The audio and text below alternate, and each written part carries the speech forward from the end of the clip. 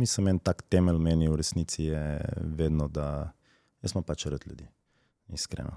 Pač meni človeška izkušnja in ljudje na splošno so mi nekaj toliko fascinantnega, da res obožujem spoznavati, radovedno, pripomoriti tam, kjer morda nekoga malo neki bremza, dajmo reči, da bi se osvobodil teh lupin, ki si prej omenil.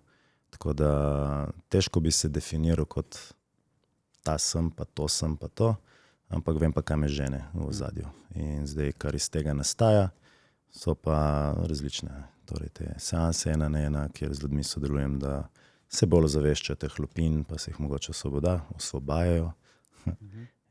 Nastale so delavnice, Tribe, kjer pač na podoben način isti namen, ampak je ta pridih več ljudi naenkrat, se več perspektiv, več energij, več pogledov, ustvari tudi drugačno izkušnjo, ne.